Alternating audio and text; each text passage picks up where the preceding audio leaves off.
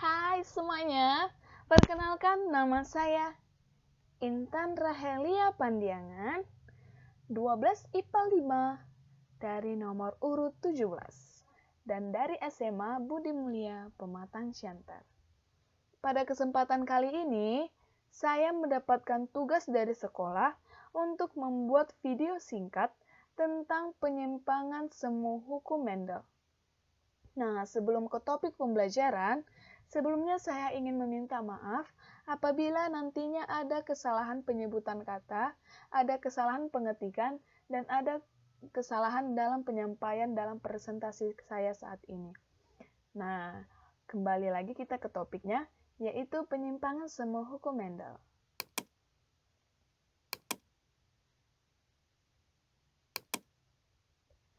Sebelum kita mempelajari bagaimana atau berapa banyak penyimpangan semu hukum Mendel, kita harus mencari tahu dulu apa pengertian dari hukum Mendel. Ya, ini dia. Oke. Penyimpangan semu hukum Mendel merupakan peristiwa persilangan. Nah, berarti terjadi dong persilangan ya kan? Makhluk hidup yang ditandai dengan berubahnya. Nah, ini harus kita tandai banget ini. Tentang berubahnya perbandingan fenotip hukum Mendel. Sekali lagi, penyimpangan semu Mendel yang merupakan peristiwa persilangan makhluk hidup yang ditandai dengan berubahnya perbandingan fenotip hukum Mendel. Contohnya, misalnya di satu keluarga itu ada 5 anggota keluarga. Ayahnya berambut lurus, ibunya berambut keriting. Nah, ketiga anaknya ada yang lurus, ada yang keriting, dan ada juga yang ikal. Berarti dari ketiga anaknya, ada yang berubah dari induknya, ada yang melenceng dari induknya. Nah, itulah yang disebut sebagai penyimpangan semu hukum Mendel. Next, ada berapa jenis sih penyimpangan hukum Mendel? Kayaknya banyak ya. Kita jelaskan yuk satu persatu. Yang pertama, penyimpangan semu hukum Mendel itu ada ativisme. Yang kedua, ada kiptomeri. Yang ketiga, ada epistatis hipotasis. Yang keempat, ada polimeri. Yang kelima, ada komplementer. Nah, yang pertama nih, kita mempelajari atavisme. Penasaran kan? Atavisme itu apa sih? Yuk kita pelajari. Nah, atavisme adalah interaksi antar gen. Interaksi antar gen yang menghasilkan filia. Yang menghasilkan filia atau keturunan dengan fenotip. Ingat ya, fenotip adalah sifat yang tampak. Sebelumnya pas kita mempelajari istilah-istilah, kita sudah tahu dong apa itu fenotip. Dengan fenotip yang berbeda dengan induknya. Oke. Atavisme contohnya pada apa ya? Nah, contoh pada atavisme yaitu sering kita lihat di hewan peliharaan kita, atau yang di dekat rumah kita, atau juga milik tetangga kita, yaitu terdapat pada kasus jengger ayam. Ada 4 jenis jengger ayam, yaitu ada rose atau mawar, ada pea atau biji, ada walnut seperti kacang walnut, dan ada single. Ada rose, ada pea, ada walnut, dan ada single. Gimana sih bentuknya? Yuk kita lihat. Nah, ini dia gambarnya. Di sini ada nampak sekali gambar dari macam-macam jenis jengger ayam. Ada walnut, ada rose, ada pea, ada single. Nah, sebelumnya saya minta maaf karena sepertinya tampaknya gambarnya kurang jelas, agak ngeblur tapi nggak apa-apa. Nah, walnut seperti ini, kita lihat seperti biji dianya. Nih. Dan ini ada rose seperti bunga, kalau bisa lihat ini. Nah, dan ada pi. Ini dia, pi hanya simpel saja sih, hanya seperti ini. Dan ada single, ini yang pasti yang sering kita lihat ini. Yang satu-satu dia muncul tanduk-tanduk gini, ya kan? Nah, dari ini kita lihat walnut itu adalah persinggahan R besar dengan P besar. Rose itu ada R besar dengan P kecil, P kecil. Pi itu R kecil, P besar. Dan single ada R kecil, P kecil, P kecil. Apa sih maksudnya? Yuk kita lihat persilangan atavisme. Nah, ini dia. Dari persilangan ini ada rose, dan ini ada pi. Ada R besar, P kecil, ada R kecil, dan ada P besar. Nah, dari gametnya itu ada R besar, P kecil, ada R kecil, dan P besar. Dan dari persilangannya ini, itu mendapatkan keturunan yang pertama, yaitu R besar, R kecil, P besar, P kecil. Kita lihat yuk, kita balik lagi ke gambar yang lalu. Nah, tadi kita lihat R besar, R kecil, P besar, P kecil, yaitu pada walnut. Nah,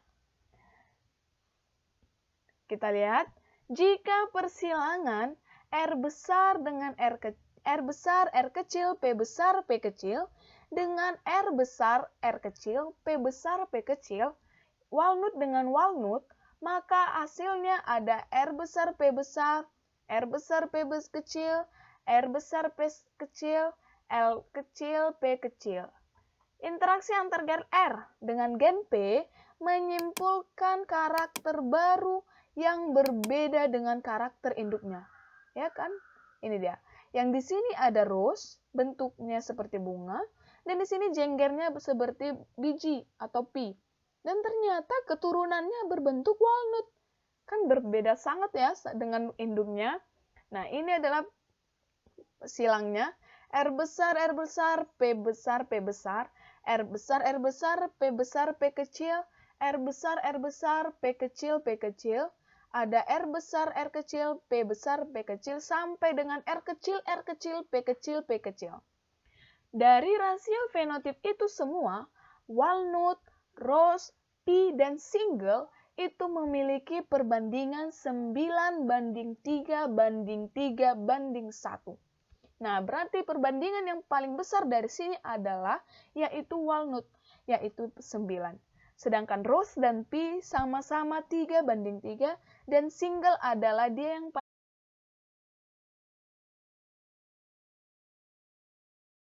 bagian yang pertama sudah selesai, sekarang kita bagian yang kedua. Bagian yang kedua itu ada penyimpangan semu kriptomeri. Apa itu kriptomeri? Yuk kita pelajari. Adalah peristiwa di mana sifat gen dominan tersembunyi apabila tidak berpasangan dengan gen dominan lainnya. Kita tandai dulu ya. Sifat gen dominan tersembunyi. Berarti dia jadi tertutup ya. Apabila tidak berpasangan dengan gen dominan lainnya. Misalnya gen dominan, dia tidak berpasangan dengan sesama gen dominan. Atau jadi dia berpasangan dengan gen resesif. Hasilnya gen dominan tersebut akan tertutup. Nah, terjadi pada atau persilangan Linaria marcocana. Pada bunga ini, terdapat gen A, yaitu antosianin. Yang A kecil tidak ada antosianin. B besar adanya protoplasma basah, B kecil protoplasma yang tidak basah. Gambarnya seperti apa? Seperti ini dia. Nah, ada di sini Linaria marcocana merah dan Linaria marcocana putih. Misalnya saja, Linaria merah itu adalah dominan dan yang putih adalah resesif. Karena tidak berpasangan dengan sesama gen dominan, sehingga Linaria marcocana yang merah tertutupi dengan adanya Linaria marcocana putih yang sebagai resesif. Sehingga hasilnya adalah Linaria marcocana berwarna ungu. Nah, contoh persilangannya seperti ini. A besar dengan B kecil, yaitu bunga merah dengan A kecil, B besar, bunga yang putih. Gametnya ada A besar, B kecil, ada A kecil, B besar. Dan menghasilkan keturunan yang pertama yaitu A besar, A kecil, B besar, B kecil yang disebut dengan 100% bunga ungu. Jauh kali kan? Yang disilangkan merah dan putih. Hasilnya ungu. Nah, karena adanya persilangan yang tidak sesama gen dominan, sehingga satu gen dominan tersebut tertutupi dengan satu gen yang tidak dominan. Hasilnya adalah 100% bunga ungu. Dan yang kedua, parental yang kedua ada A kecil, A besar, A kecil, B besar, B kecil, dengan A besar, A kecil, B besar, B kecil. Bunga ungu disilangkan dengan sesama bunga ungu. Hasilnya, bunga ungu, bunga merah, bunga putih. Setelah ini dia. Sesama disilangkan A besar, A kecil, B besar, A kecil, B besar, A kecil, sampai ke bawah menghasilkan perbandingan ungu, merah, dan putih, yaitu 9:3:4. Dan maka hasil yang paling besar itu adalah yang warna ungu, yaitu 9, dan yang warna putih yang kedua itu 4, dan yang warna merah ada yang ketiga. Nah, selanjutnya kita akan mempelajari epistasis hipotasis. Apaan itu? Ini dia. Epistasis hipotasis adalah interaksi gen yang saling menutupi. Nah, ini udah ditandai, udah di bold. Adalah gen yang saling menutupi. Epistasis yang menutupi dan hipotasis yang ditutupi. Ingat, epistasis yang menutupi dan hipotasis yang ditutupi.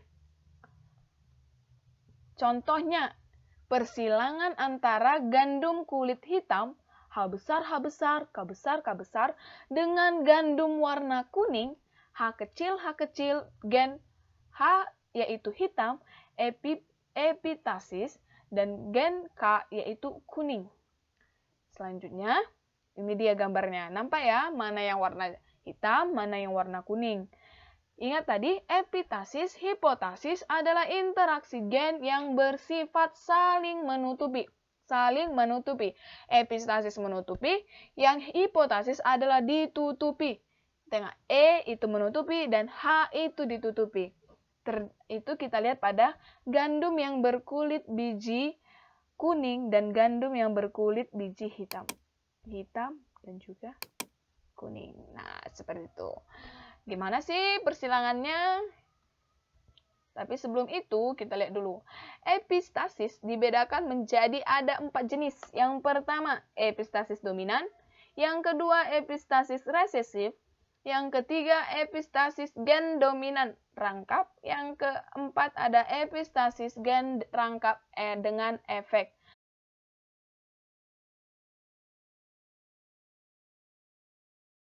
Nah, sekarang kita akan mempelajari bagian dari epistasis. Apa saja? Yuk, ini kita lihat. Yang pertama ada epistasis dominan. Apa itu epistasis dominan? Epistasis dominan terjadi jika gen yang menutupi kerja gen lainnya bersifat dominan. Sekali lagi, epistasis dominan terjadi jika gen yang menutupi kerja gen lainnya bersifat dominan. Ini adalah gambar dari persilangan epistasis dominan. Nah, kalau kita lihat, hitam dengan kuning disilangkan, H besar, K kecil dengan H kecil, K besar, hasilnya menjadi H besar, H kecil, K besar, K kecil. Jika semua persilangan sudah terjadi, maka terjadi perbandingan hitam, kuning, dan putih, yaitu 12:3:1. Dan nampak di sini bahwa epistasis dominan, yang dominan di sini adalah berwarna putih, yaitu 12. Nah, yang kedua, kita mempelajari epistasis resesif. Apa itu epistasis resesif? Epistasis resesif terjadi jika gen yang menutupi gen lainnya bersifat homozigot. Gen homozigot resesif ini dapat menutupi gen lainnya yang bersifat dominan. Sekali lagi, epistasis resesif terjadi jika gen yang menutupi gen lainnya bersifat homozigot resesif. Ini kita tandai homozigot resesif. Gen homozigot resesif dapat menutupi gen lainnya yang bersifat dominan, baik yang sel alel ataupun tidak yang sealel. Ini adalah gambarnya. Parental yang pertama, H1, besar H kecil, A besar A kecil, dengan H kecil, A besar. Tikus hitam disilangkan dengan tikus putih, menghasilkan H besar H kecil, A besar A kecil, yaitu 100% tikus abu-abu. Nah, ke parental yang kedua disilangkan, tikus abu-abu disilangkan dengan tikus abu-abu, maka presentasinya abu-abu memiliki 9 dan hitam memiliki 3, putih dimiliki 4. Maka perbandingannya adalah 9:3:4. Dan di sini yang dominan adalah yang 9.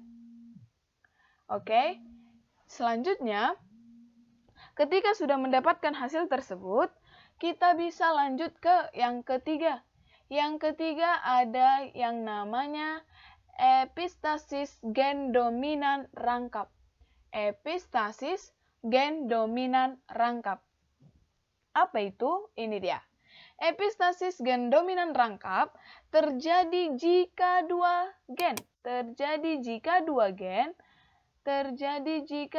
gen dominan atau lebih menghasilkan satu fenotip dominan yang sama. Epistasis gen dominan rangkap terjadi jika dua gen dominan atau lebih menghasilkan satu fenotip dominan yang sama. Namun, jika tidak ada gen dominan serupa, fenotip resesif akan muncul. Contohnya pada tanaman kapsul biji.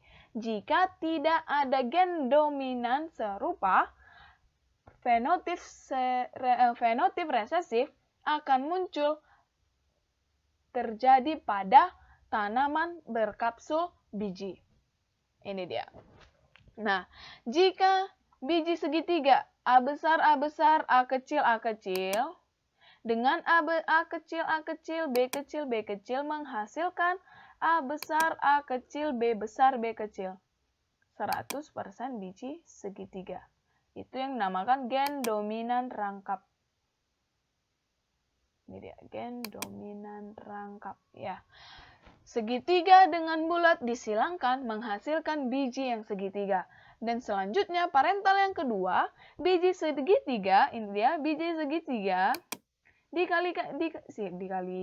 disilangkan dengan biji segitiga, maka menghasilkan 15 biji segitiga dan 1 biji oval. Maka perbandingannya adalah 15 dibanding 1. Ingat, 15 dibanding 1. Next, yang terakhir bagian yang epistasis, yaitu ada epistasis gen rangkap dengan efek kumulatif. Epistasis dengan rangkap efek kumulatif terjadi jika kondisi dominan, baik homozigot maupun heterozigot pada salah satu lokus, menghasilkan fenotip yang sama. Epistasis rangkap dengan kumulatif terjadi pada karakter biji gandum. Sekali lagi, epistasis gen rangkap dengan efek kumulatif terjadi jika kondisi dominan, baik homozigot maupun heterozigot, pada salah satu lokus menghasilkan fenotip yang sama. Dan epistasis gen rangkap dengan kumulatif terjadi pada karakter biji gandum atau yang disebut barley atau Hordeum vulgar. Ini dia gambar dari persilangannya. A besar disilangkan dengan A kecil, B kecil, yaitu ungu tua dibandingkan dengan putih, maka dihasilkan warna ungu tua. A besar, B kecil, A besar, B kecil, baru B besar, B kecil. Nah, dari yang fenotip, dikawinkan lagi atau disilangkan lagi parental yang kedua ungu tua dengan ungu tua, yaitu A besar, A kecil, B besar, B kecil dengan A besar, A kecil, B besar, B kecil. Maka menghasilkan dari parental yang kedua disilangkan, menghasilkan fenotip yang kedua ataupun adalah keturunan yang kedua, yaitu 9 ungu tua, ya 9 ungu tua, baru 6 ungu muda. Dan yang satu adalah warna putih. 9 ungu tua, 6 ungu muda, dan 1 berwarna putih. Ingat, epistesis gen rangkap dengan efek kumulatif menghasilkan 9 ungu muda, 9 ungu tua, 6 ungu muda, dan juga 1 yang berwarna putih. Nah, demikian adalah bagian yang ketiga, epistesis dan hipotesis.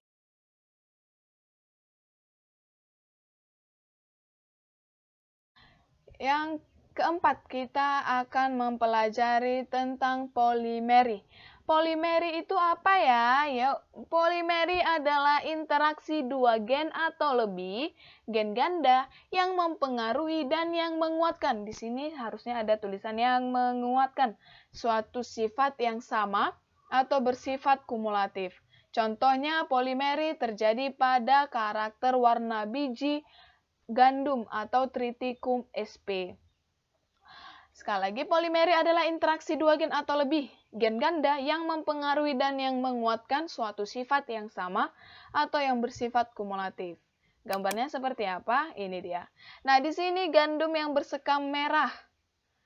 Yang di sini gandum yang bersekam merah, yang di sini adalah gandum yang bersekam putih. Bagaimana ya jika dikawinkan atau disilangkan? Yuk kita lihat, ini adalah gambar dari gandum yang berbiji merah dengan gandum yang berbiji putih. Ini gandum yang berbiji putih, M besar semua ini. Gandum yang berbiji merah ini M besar, dan gandum yang berbiji putih ini adalah M kecil. Nah, dan jika disilangkan atau dikawinkan, maka menghasilkan M1 besar dengan M1 kecil dan M2 besar dengan M2 yang kecil. Ini dia. Hasilnya itu adalah 100% gandum yang berwarna merah sedang. Dan yang kedua, parental yang kedua jika dikawinkan sesama biji merah yang sedang menghasilkan, nah jika kita lihat dari gambar ini, jika ini dikawinkan, ini semua dikawinkan, dengan ini semua dikawinkan, maka didapatkanlah perbandingan dari warna biji merah dan warna biji putih adalah warna merah 15 dan yang warna putih adalah 1. Warna merah adalah 15 dan warna putih adalah 1.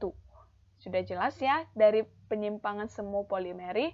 Yang kedua, kita mempelajari tentang penyimpangan semu yang komplementer. Apa yo? Masih semangat kan? Yuk, ini dia. Penyimpangan komplementer adalah interaksi antara gen-gen dominan yang saling berhubungan dalam mengekspresikan suatu sifat. Contohnya adalah karakter warna bunga sweet pea atau Lathyrus odoratus. Lathyrus odoratus. Gimana sih warnanya atau gimana sih gambar dari bunga itu? Ini dia. Lathyrus odoratus ada yang berwarna ungu. Ada juga yang berwarna putih. Kok ada yang berwarna ungu ya? Ini dia. Gen-gen yang dominan yaitu, makanya dari sini persilangan dari yang warna putih dengan yang warna putih menghasilkan warna ungu. Ini dia. Nah, ini adalah gambar dari persilangan dari bunga Lathyrus odoratus. C besar dengan P kecil, C kecil dengan P besar. Ini dia.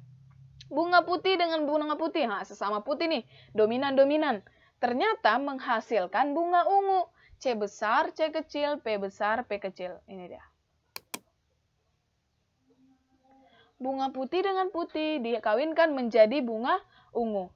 Sedangkan parental yang kedua atau persilangan yang kedua, bunga ungu dengan bunga ungu, menghasilkan filial yang kedua atau keturunan dengan ungu banding putih, yaitu ungu banding putih adalah 9 dibanding 7.